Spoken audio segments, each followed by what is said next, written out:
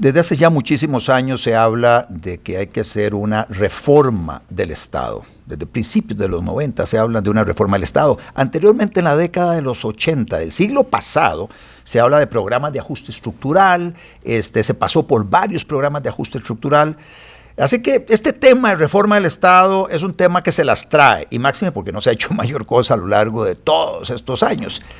Para hablar de este tema, los retos que tiene el país y un poco qué podemos esperar de esta campaña política de los candidatos presidenciales y de lo que se viene hacia adelante, he invitado a este podcast a una persona conocedora del Estado costarricense, una persona que ha sido diputado, ha sido ministro, ha sido secretario general de unos partidos protagónicos en el siglo pasado, principios de este siglo, ha representado a ese partido en organizaciones internacionales, ha sido candidato presidencial, precandidato, en fin, una de las personas que también más le ha dedicado a estudiar el tema del Estado, sus funciones, sus competencias. Me refiero a Rolando Araya Monge. Bienvenido, Rolando. Otto, viera qué gusto me da compartir con usted y aquí a tus órdenes para el tema que a usted parezca mejor. Si querés que hablamos del Estado, lo que usted quiera. Hablemos, Rolando, porque ese tema de reforma del Estado es un tema que me apasiona y veo que se habla mucho, pero no se hace prácticamente nada. Y vos has acuñado una frase recientemente muy interesante, que es el tema de la dictadura de los incisos y los reglamentos y los articulitos, una maraña en que vivimos hoy y que requiere una reestructuración total. Entonces, tal vez vinculado a esa frase tuya, tal vez ahí hablar de esa reforma del Estado, de cómo ve las cosas hoy, qué ha pasado, qué ha pasado con el Estado costarricense, que la gente siente que no le resuelven los problemas. Y la gente tiene razón, ¿no? El Estado es lento, casi paralítico. Es un barco encallado en la arena. Buena máquina, pero no camina, ¿no? Uh-huh. Y hace unos años hablar del tema era un poco tabú, porque todo un sector de una orientación ideológica determinada, centro-izquierda, izquierda, dio libre toque en el Estado y se crearon esta frase, el Estado social de derecho, que a mí no entiendo cómo se construye una frase de esas. El Estado social lo entendemos, el Estado benefactor, el Estado providencia, como le llaman en otras partes. Bueno, lo cierto es que yo empecé a ver esto hace mucho tiempo. Imagínense que, Otto, yo te conté personalmente que don Pepe me dijo, saliendo de la presidencia en el 74, uh-huh. Me dice, aquí mandan los reglamentos. Aquí no manda el presidente, manda a nadie. Esto es un desastre. Hace 50 años. Hace 50 años. Y me dejó tocado con eso y empiezo a estudiar. En el gobierno de Monge empezamos un trabajo, Jorge Manuel Dengo, Beto Fait y yo, en plantear algo. No avanzamos mucho. En el gobierno de Arias, yo era secretario general de Liberación y se logró y se construyó una comisión que le llamaron la COREC. ¿Cómo no? La Comisión de Reforma del Estado costarricense. Exactamente. ¿Sí?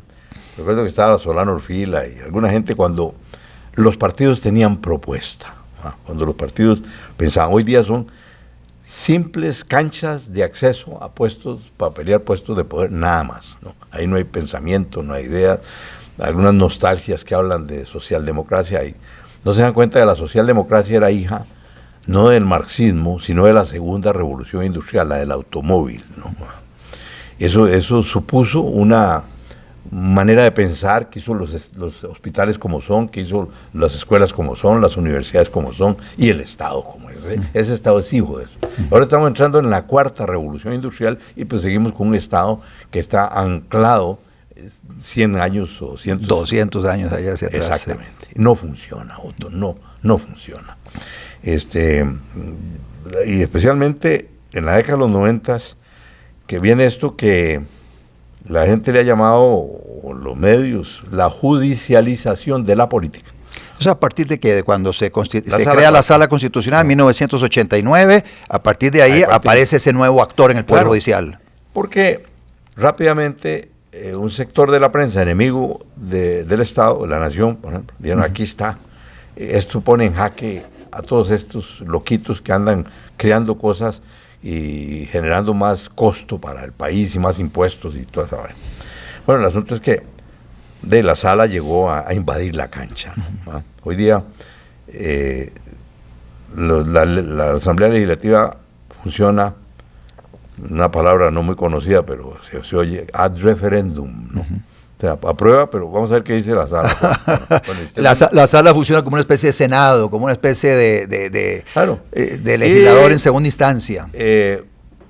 Yo a eso lo llamé el delirio judicial, y luego lo llamé la dictadura de los incisos, porque se creó una cultura, Otto, en donde aquello que suponía que era en las superestructuras más elevadas, descendió, y ahora en cada ministerio, en cada institución, el que manda no es el jerarca que nombra el presidente, el que manda es el jefe del departamento legal que dice qué es posible y qué no es posible. Y si el jerarca está muy convencido de algo que hay que hacer, inmediatamente es sospechoso de estar violentando el criterio técnico legal por algún supuesto acto de corrupción o cosa parecida. Entonces, el funcionario también ha cogido miedo a decidir de que lo acusen de todo esto. Entonces, llegamos a un punto en que una particular interpretación del derecho, o sea, la ley escrita, ¿no? El derecho se impuso sobre la justicia, sobre el sentido común, sobre el bienestar general. No, nada, aquí cuenta nada más los incisos. Y aquí vemos, si usted protagonizó episodios que yo podría poner de ejemplos aquí de cómo entramos en esta cosa de lentitud y estamos en una situación de virtual parálisis, ¿no? Vea usted una institución como el ICE, que fue un modelo del prototipo de entidad pública del siglo XX, ¿va? Y ahora entramos en esta nueva fase y el ICE se queda atrás. Entonces hay que pensar, porque tenemos una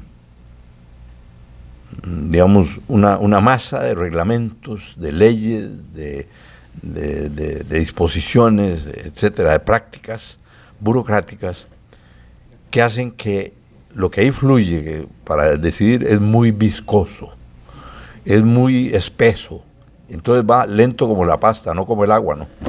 En esa dirección, Ricardo Sancho, presidente del Partido de Liberación Nacional, recientemente, relacionado con el proyecto, mencionaste el ICE, el proyecto de armonización del Sistema Eléctrico Nacional, que viene a abrir un poquito el mercado eléctrico, viene a darle la rectoría en la planificación del desarrollo eléctrico del país, se lo saca al ICE y se lo da a un órgano imparcial desde ese punto de vista de los diferentes operadores en el mercado eléctrico. Ricardo Sancho llega y dice: mire, diputados, mi recomendación es no hagan olas, no aprueben nada, déjenlo así como está, porque eso hay gente en el partido que piensa que está a favor de eso, otros que están en contra, entonces mejor no tomemos ninguna posición.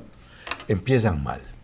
Hay dos entidades aquí que son prácticamente intocables, el ICE y la Caja. Y las dos, la Caja es carísimo, la Caja, si usted no está asegurado y va y se opera en la Caja, le sale más caro que en la bíblica, ¿no? Usted lo sabe, ¿verdad? Sí, claro. Okay. Entonces, empezar por ahí, Otto, es un error. Por ejemplo, el presidente manda un proyecto de ley para vender el Banco de Costa Rica.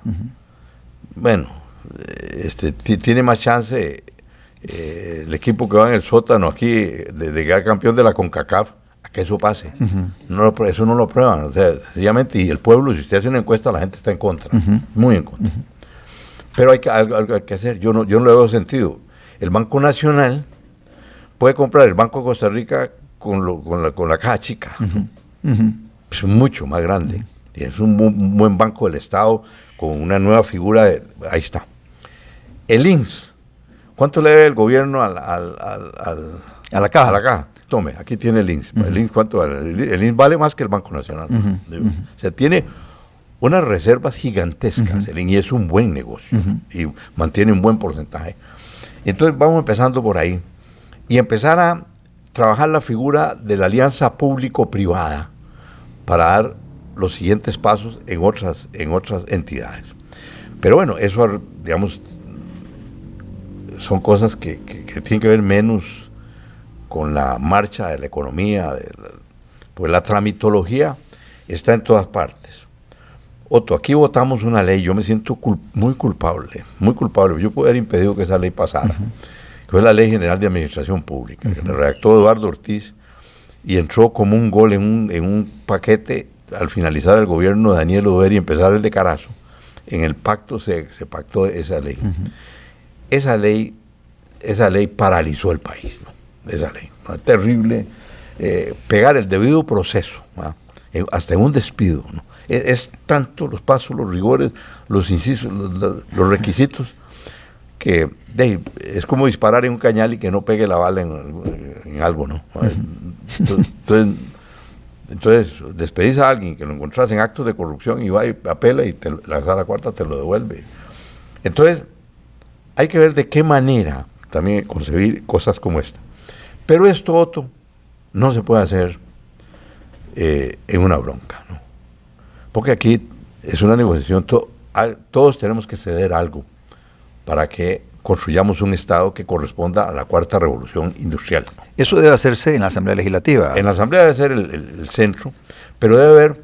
Pero requiere de actores que sepan más o menos qué es lo que hay que hacer. Exactamente, que no hay ahora, ¿no? Bueno, yo admito, por ejemplo, yo te dije a vos, ni Chávez ni Pilar saben qué es lo que hay que hacer, ¿no? Bueno, por Liberación tampoco, ¿no? Eso es cierto, no saben. O sea, prefieren hacerlo de Sancho. Que no hagan olas, déjenlo así como está. O sea, hay un montón de cosas que no están funcionando, pero dejémoslas así, no hagamos absolutamente nada. Pues el barco así, nos estamos hundiendo. Claro. Bueno. Y ahí viene entonces la otra parte, que es el reclamo de una ciudadanía que dice, no tengo acceso a servicios de salud oportunos, la educación está hecha un desastre, la infraestructura está hecha un desastre, la inseguridad nos está matando, la plata no me alcanza. O sea, hay una ciudadanía que está harta. Sí, bueno. Eso, toda esa lista que diste, está enmarcado en dos cosas. En esto que acabamos de estar hablando, de la parálisis del estado paralítico, el estado de la dictadura de los incisos. Y el otro hecho es que nosotros nos recetamos un sistema educativo, un sistema de salud y otras amenidades de políticas, una defensoría de los habitantes. Yo francamente me regañan mucho cuando tengo serias dudas de qué es lo que hace eso, ¿no? No tengo serias dudas. Esto no es el ombudsman de Suecia y que nos enamoramos de eso y lo copiamos y lo traemos para acá. Tenemos un montón de cosas de esas, otro que no funcionan. Pero no es que no funcionen solo por eso, ¿no? Es que también no nos alcanza la plata para sostener todo eso, ¿no? Eso es muy caro. Y ahora, para el siglo XXI, se necesita un Estado liviano, un Estado ágil, un Estado con capacidad de maniobra, ¿no? No esta cosa que es como un portaaviones que le da toda la vuelta al timón y a los 10 kilómetros empieza a mover. Las cosas que haces hoy se ven en el próximo gobierno. Así no se puede. No nos alcanza. Pero tenemos riquezas aquí, Otto. Digo, porque es un tema que me he metido yo a estudiar, por ejemplo. Riquezas en el subsuelo, ¿te referís? Subsuelo, exactamente. Y entonces, me parece que una minoría alineada con la ideología verde, digamos, para decirlo de alguna manera, impiden o le mete miedo a los gobernantes para hacer esto. Lo de Cruzitas, eso que fue algo que yo me volvió a insertar en la política, eso hace unos 5 años. Cuando, hablando con Roberto Dobles, me habla de cuánto teníamos en oro en general, y me calculó que había unos 25 mil millones de dólares en oro en distintas partes del país, ¿no? Sin tomar en cuenta Cruzitas. ¿Qué Cruzitas? Solo la finca que se llama Cruzitas son 139 hectáreas. Ahí hay 2.500.000 onzas de oro aforadas. Eso no es que... No. Se hicieron estudios de exploración y se acreditó que había esa cantidad de recursos. Bancarizados incluso esos datos, ¿no? O sea que el Banco Central podría emitir documentos de titularización sobre eso, porque es igual que tenerlo en las bóvedas del Banco Central, ese oro, ¿no? Bueno, hoy día con el oro a $3.000 la onza, eso valdría 7.500 millones de dólares. Solo lo de Cruzitas. Bueno, pero resulta, Otto, que la zona entera, todo el distrito Cutris, por ejemplo, está todo lleno. Lo que pega con el río San Juan y ahí en la parte sur, que es un área que va entre 200 y 300 kilómetros, está lleno de afloramientos, igual que el de Cruzitas, ¿no? Entonces, geólogos, amigos míos, han hecho números especulativos en aquel entonces. Me dice, hay más de 80,000 millones de dólares en oro. 80,000 millones de dólares en oro, Otto. Entonces, ahí a mí se me ocurre algo, porque ahí se nos va a caer las pensiones. Si usted quiere hacer viable esto, no, si viene una compañía extranjera, aquí se van a oponer, todo el mundo va a obstaculizar. Y bueno, y entonces, pero que no la explote el Estado, porque el Estado no sabe, que no sé cuánto, que entonces va a ser un desastre y tal. Bueno. Eso el problema es arreglable, pero yo digo, ahora este gobierno que empezó haciendo algunos toques con el tema, ya está hablando de que nos quede un 5% de esa riqueza, un 5%. Pues, Otto, ¿por qué si le pagamos $100,000 a un entrenador de fútbol para la selección, basta no con traer una compañía, basta con contratar al técnico mejor o el segundo o el tercero del mundo? ¿Cuánto gana? $200,000 mensuales. Tome, venga. Y usted organice aquí cómo se saca eso. Ese oro se puede sacar sin espantar una lapa, sin cortar un palo, ¿no? Sí. Todo por debajo. Hay tecnologías de sobra para eso. Y en gas natural, la estimación, esa no le he dedicado tanto tiempo, pero aquí el que más sabe de eso, Roberto Dobles. Así es. Me dice, mira, Rolando, tendríamos cerca de 400,000 millones de dólares. Entonces yo pienso en el modelo de Noruega. ¿Usted ha visto lo que ha hecho Noruega? Es espectacular, con un fondo soberano que ha construido a partir de la explotación de recursos naturales, claro, de hidrocarburos, inclusive de petróleo y gas. Petróleo y gas. Así es. Bueno, cada noruego que nace millonario. Sí, y ya tiene garantizada su pensión de por vida. Entonces, eso nos permite poner una pensión universal aquí. Haya cotizado usted o no haya cotizado. Perfectamente. A todos los ciudadanos de ese país. Entonces, usted se imagina el efecto secundario de esa inyección de recursos que eso representa con esas dos cosas. Sí. Bueno, pues eso hay que enfrentarlo. Y es una responsabilidad de los gobernantes, que es la frustración que siento enorme de ver a Rodrigo Chávez, que ha optado por la confrontación, el conflicto, el ataque, pues eso le da popularidad, pues a la gente le gusta eso. Pero así no resuelve ningún problema, ¿no? Sí, porque ese capital político que ha construido a lo largo de estos 3 años podría también utilizarlo para convencer a una ciudadanía de la pertinencia de la explotación de los recursos naturales. Porque hay que convencer a la gente y luego ir convenciendo a actores políticos que se vayan sumando y construir una gran alianza política para llegar y decir, ok, bueno, tenemos estas aprensiones, estas dudas, vamos a ver cómo las podemos acometer y démosle para adelante. Pero sí, esa es una gran discusión nacional. Ese es un tema de referéndum, por ejemplo. Un tema de referéndum. Es un tema de referéndum. Que no quieren los ecologistas, muy bien. Vamos. Que el pueblo decía. Así es. Sí. Que el pueblo decía. Yo estoy seguro que si al pueblo le dicen que va a tener una pensión. Así es. Y se va a hacer un ahorro. Cada noruego tiene, así, al nacer, como 300,000 para arrancar, como 300,000 euros. Y es que también tenemos que acordarnos de que la población nuestra se está envejeciendo. Bueno, además, hay cada vez menos nacimientos en Costa Rica. El sistema de pensiones está diseñado de una manera que no aguanta, y él está pronosticado que para unos 20 años... se llevaron todo el principal, no hay... Me parece que es una barbaridad que de pronto la gente que envejece, que llega a los 60, a los 70 años, y que de qué va a vivir, ya pierde su fuerza. Eso es absolutamente necesario en una sociedad que quiere ser equilibrada, pero ahí tenemos la riqueza. Eso alcanza entonces para salir de bejucos y poner un poco... Sí, pagar deuda, hacer eso que estás mencionando sobre la pensión universal, y también fondo para infraestructura, no para gasto corriente, para infraestructura de primer mundo. Ni siquiera hay que gastar plata en eso. Concesión y se acabó. Oiga, una carretera como San Ramón, San José, vean qué chapas que somos, ¿no? Sí. Eso, la primera concesión se hizo en el 90. Miguel Ángel Rodríguez. 98 fue. Sí. Una empresa Marnos, que resulta que descubren que la empresa Marnos agarra el proyecto y que estaba tramitando un préstamo gigantesco en el Banco de Costa Rica. Entonces se paró todo el mundo de manos aquí y dijeron... que ¿cómo es posible que con ahorro nacional se construyera eso? Pero perdón, era doble beneficio para el país. Claro. El Banco de Costa Rica se iba a ganar un montón de plata. Por los intereses, claro. Claro, financiando ese proyecto. Pues lo echaron atrás.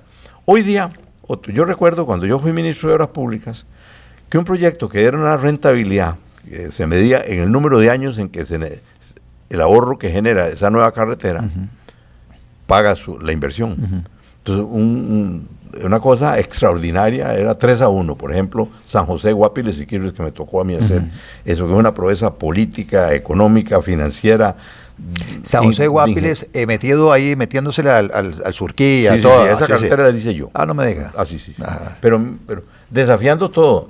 Pero no había sala cuarta. Con sala cuarta no lo habías podido hacer. Jamás, ni ecologista. No, por eso. Y no habían esas organizaciones ecologistas tan fuertes porque había que meterse en esa zona boscosa para hacer esa carretera. Una proeza de ingeniería, de todo. Bueno. Y resulta que una gran cosa, 3-1. Si vos haces ese cálculo para San Ramón, San José, dura 8 meses.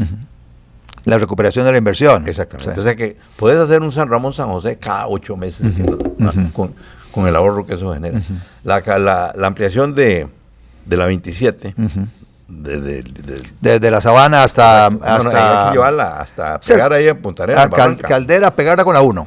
Apagarla con la 1. Exactamente. También tiene una tasa de retorno parecida. O sea que yo no sé qué discuten tanto. Si cualquier proyecto de estos, la optimización no es si más barato o más caro, no, es cuál empieza primero, ¿no? Es el tiempo es que determina, y hemos perdido la noción de eso.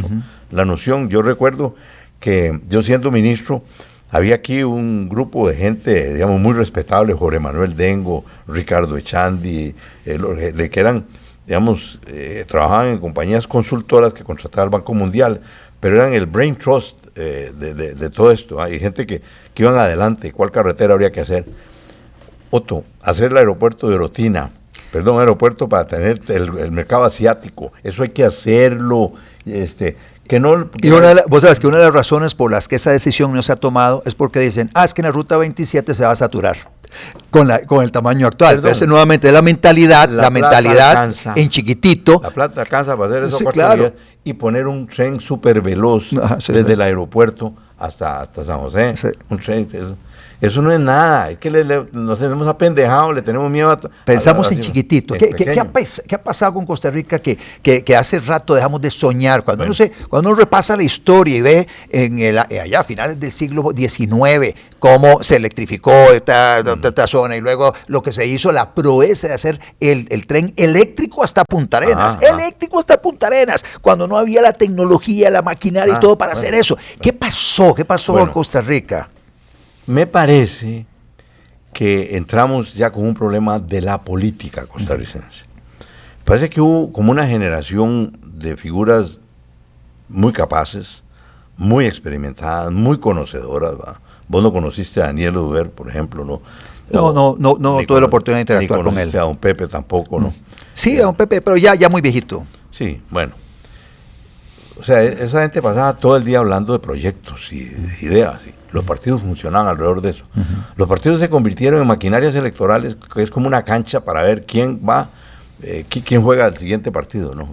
Entonces, se perdió el sentido de proyección. Aquí, esa proyección fue muy predominantemente. Aquí hubo una Pax socialdemócrata en toda la segunda mitad del siglo XX y fue mundial eso, mundial. El estatismo y todo eso fue mundial. Así es. Hasta Franco, que era de extrema derecha, estatizó toda España. ¿No? Tomó un socialista como Felipe González para hacerlo.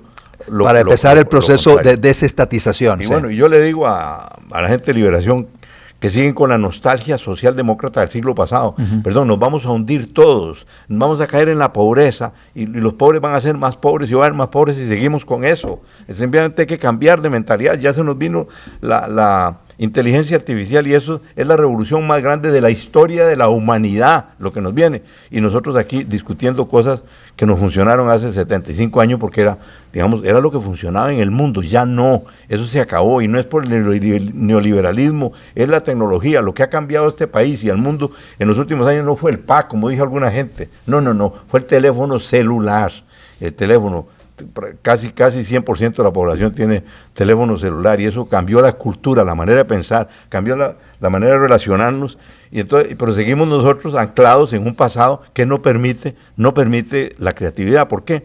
Porque hay un escollo que es este estado con el que empezaste, ese escollo, eso hay que arreglarlo para que se abran vías y empecemos otra vez a pensar de qué manera. Por ejemplo, cosas que se podrían hacer. A mí me da envidia, es un país que yo conozco muy bien, República Dominicana, he ido decenas de veces, he sido consultor ahí muchas veces. Empezamos parecidos a promover el turismo, ellos y nosotros. Hoy día a ellos les llegan 11 millones de turistas al año, aquí llegan 3, ¿no? 11 millones, pero ¿qué ocurre? Tienen 8 aeropuertos internacionales concesionados. En cada resort de esos, ¿va? Un aeropuerto internacional concesionado, en Punta Cana, en Puerto Plata, en La Romana, en cada cosa, un aeropuerto internacional. Sí, en las zonas de interés turístico hay un aeropuerto internacional. Entre lo que está diciendo, ¿qué problema hay con hacer un aeropuerto en Limón, que Costa Rica tiene una de las expresiones más ricas del Caribe, todo el Caribe, nuestro Caribe, es mucho más Caribe que República Dominicana, ¿no? Sí. O sea, en República Dominicana hay merengue, pero no hay calipso, ¿no? No hay calipso, sí, así es. Bueno, y entonces, Otto. Igual el sur-sur, ¿verdad? En el sur-sur hace rato se está cayendo en aeropuertos. Tu hermano ha hecho muchos estudios sobre eso, el dicho. Mi hermano Luis Carlos. Sí, bueno. Entonces, me da la oportunidad para hablarte de esto. Pero el obstáculo ahora es la bronca política, la confrontación. Yo no soy partidario de andar juzgando si Chávez lo hace mal o bien, lo que sea. El problema es que por la vía de la confrontación al nivel a que ha llegado el país, el grado de conflictividad, de enfrentamiento, de pasiones encontradas que vemos ahora, eso no permite hacer absolutamente nada de lo que estamos hablando aquí, porque estas cosas solo se pueden hacer si hay un mínimo de consenso. No quiere decir que haya consenso total, eso es imposible, pero un mínimo de consenso en los distintos factores, empresarios, sindicatos, cooperativas, iglesias, partidos políticos, todo esto, un consenso, y yo te aseguro, usted me pone a alguien de izquierda y a alguien de derecha, hoy día, y los enfrentás así, o sea, en lo que discrepan no llega al 10% de todo lo que hay que hacer aquí.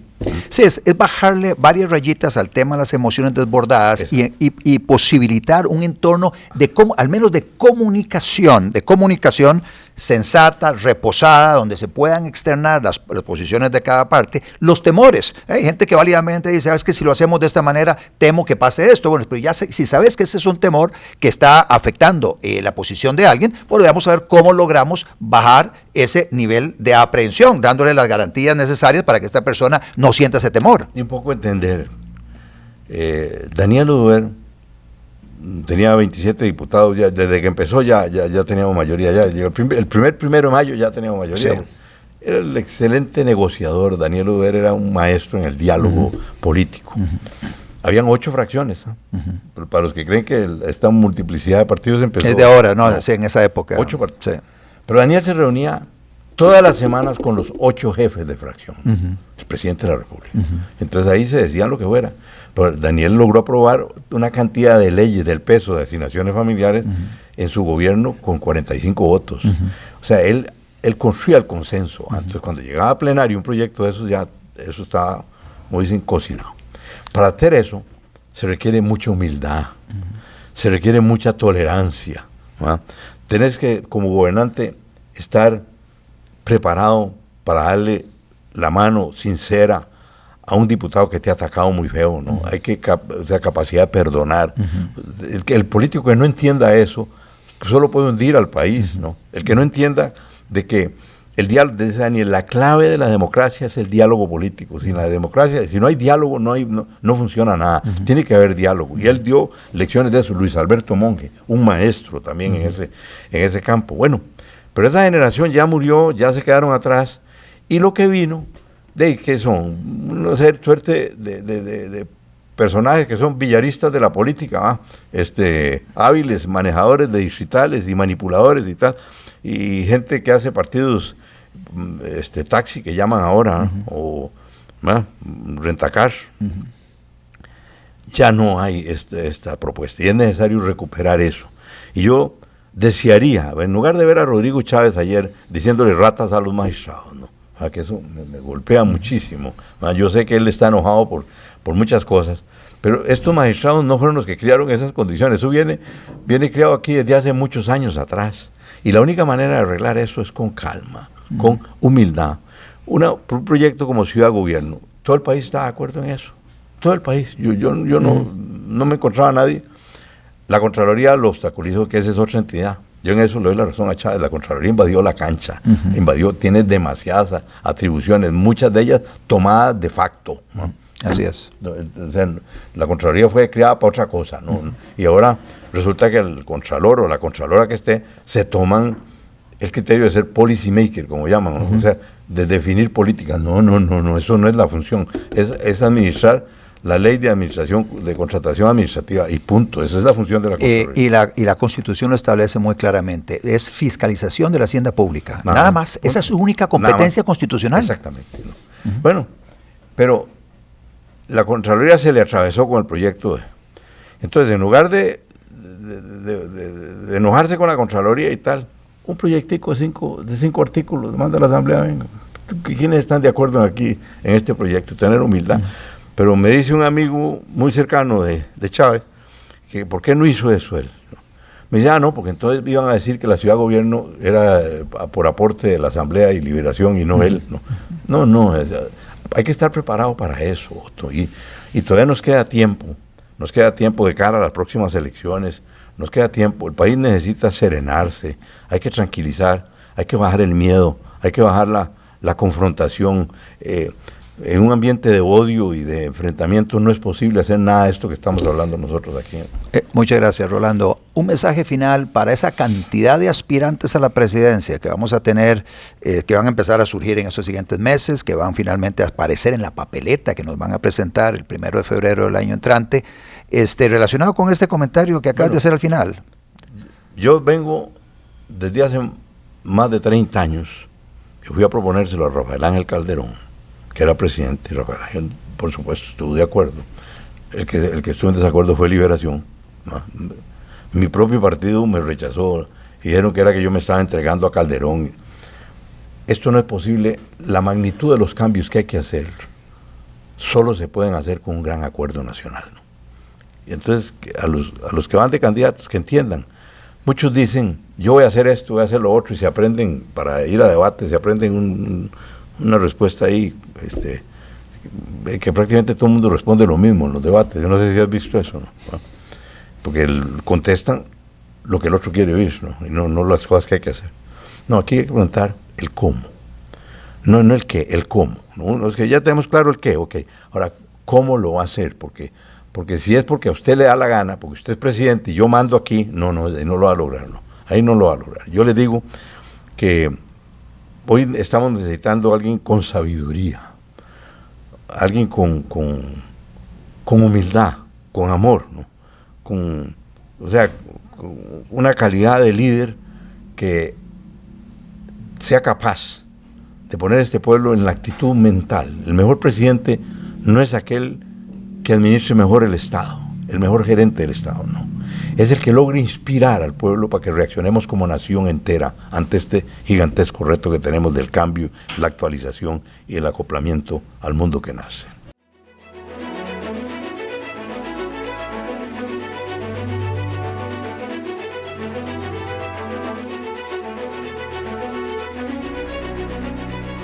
Podcast con Otto Guevara.